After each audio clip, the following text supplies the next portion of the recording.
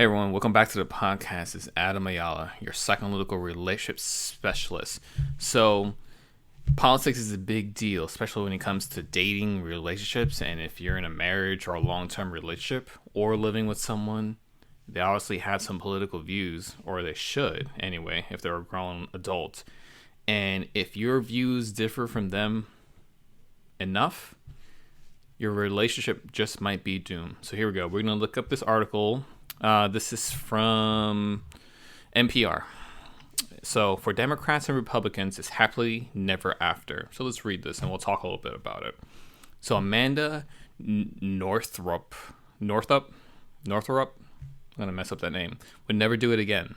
She's dated Democrats in the past, but she found their acceptance of abortion heartbreaking and their support of President Obama nearly as off-putting. Well, I just want to let you know, if you're reading this and you're not a Republican, as this is written on the bias of, just think of the opposite and how you would feel.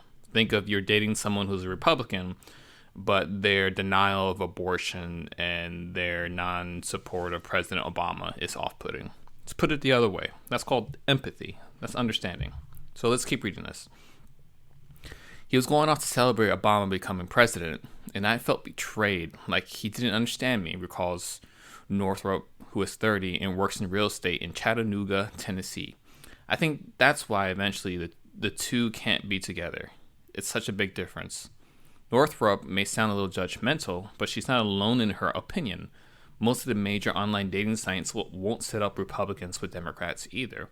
So this is interesting. Has anyone ever really thought about that, and why? Well, I'm going to tell you, and I've said this lots of times if you've been watching my videos or read my blogs before I even started making videos. It's about values. You have the same values as someone else, more likely for your relationship to be successful. If you have values that are severely opposite or not close enough, things will never work out. Or if they work out, it's going to be because someone was not speaking up and just festering inside, So let's go on. People who identify very strongly one way or another, they're adamant that they would never date someone who just doesn't have the same values. Yeah, here we go. You should never date someone who has different values than you. Ever. There's no use. There's no point. Says Tony Coleman, a dating counselor in McLean, Virginia. They would just clash all the time. Yeah. For most people, it's not that partisan loyalty is all that meaningful, even though we can see today that that's pretty true. Because what year is this? This is 2013 article. So 5-6 years, a lot has happened. Partisan loyalty has become much more meaningful when we see a lot of the groupthink and the tribalism when it comes from the left and the right. That's why it is more meaningful today. This statement was truer in 2013, a little bit truer. People aren't thinking for themselves. They don't have a true reason for understanding why they're Democrat or Republican or liberal or Tea Party or part of Antifa or progressive.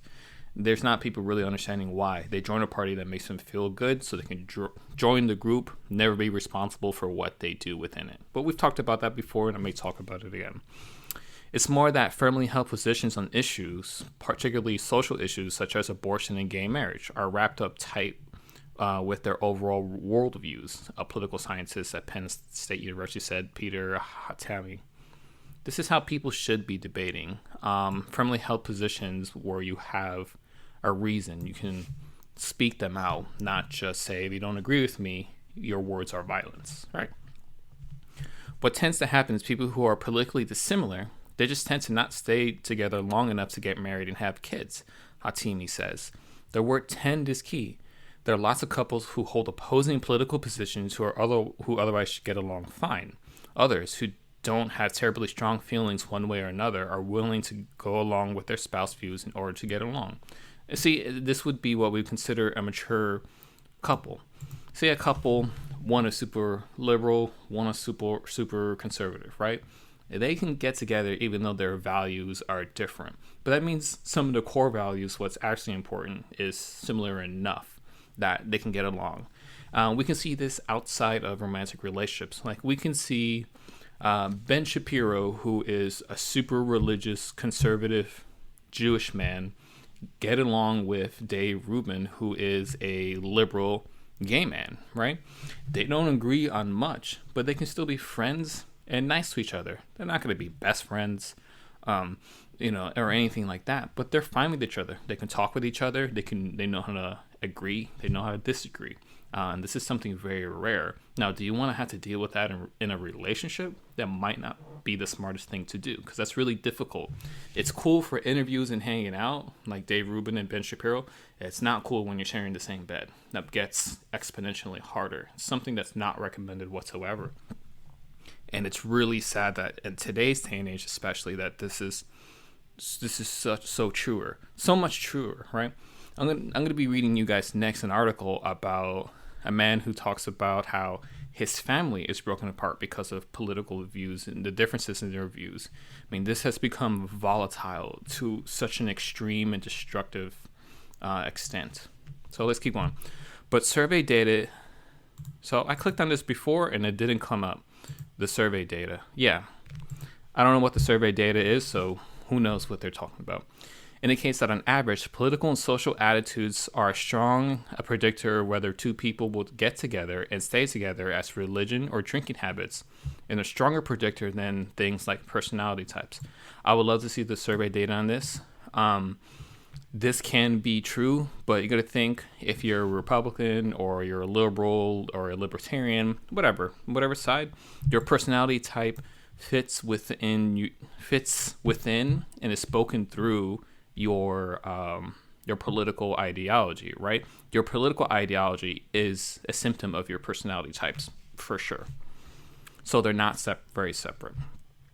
Political preferences seem to come packaged with a whole set of other kinds of tastes, with liberals and conservatives having separate preferences when it comes to things such as humor, food, and even whether they want poetry to rhyme, according to John Hibbig, co-author in a forthcoming book, Predisposed, Liberals, Conservatives, and the Biology of Political Differences. So we can even see this today, especially with humor.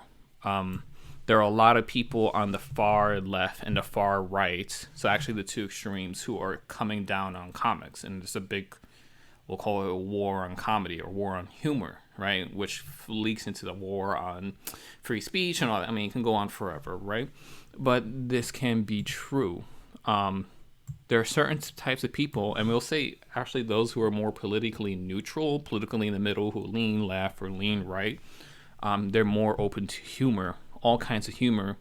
And it has a lot to do with the understanding what the humor means and not seeing words as violence or thinking that, and they're also not hypocrites. If you can make fun of one group, you can make fun of all groups. If you say you can't make fun of one group, then you can't make fun of any group, and then comedy would have to be outlawed, and you can't do that. You can do that in other countries, I imagine, but in the United States, we have a constitution that says no, we can't do that. So that's a whole other political thing there. And this is going to bring me to the point of this.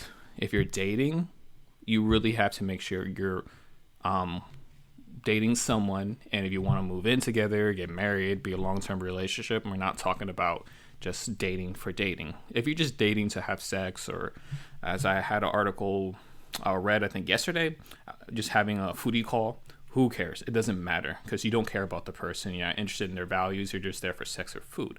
But if you're dating to actually build a life together, or possibly for the potential of building a life together, you have to have your values straight, and you have to have these conversations. Straight up ask them, are you a Democrat? Are you a Republican? Are you libertarian? What do you think about abortion? And ask them about the big topics. What do you think about healthcare?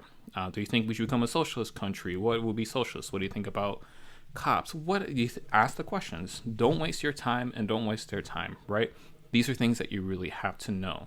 And if you're with someone, married or not, you're still going to have these conversations. You can't ignore it. This will cause a lot of problems in your relationship. Every time it comes to voting, people are divorcing. When it was our last election here with Trump, and Trump won, people just divorced each other because one voted for Trump, one voted for Hillary. That amazes me, and it doesn't amaze me how blind we are to who we are married to or who we are in a relationship with. We see them for who we want them to be, not for who they actually are. And then when we see who they actually are, it brings up feelings of up to disgust, and we have to cut ourselves off for them. All right, and here we go. It's not like people sit down and give their mate a political quiz, which you should, and I recommend it. It oozes out as part of their entire life package, and this is true. If you're a liberal on social issues, you're very likely to choose a liberal on social issues as your mate, and this would be good. It's people can argue, and it would be a good argument to say that, well, you're with a mate and they just believe everything you say. It could just be a safe space or an echo chamber, and you don't grow. And like that just gets a good argument. But you also don't want strife within your house. Have the strife outside. You know, you two can be liberals, Republicans, libertarians, whatever. It doesn't matter. At home, and you can build each other up. And what you should be doing at home, even if you agree, iron should be sharpening iron. Debate with each other about things. Learn why you believe, why you're pro-abortion, or if you're pro-life or pro-abortion. Learn why. Read more. Read the other side. That's what you should be doing when it comes to politics, sex, love. That's part of the relationship. So they go on to a couple more things. I want to read here. So how deep does this run? May conservatives and liberals wash with the same shampoos and soap, and like-minded people can still sniff them out.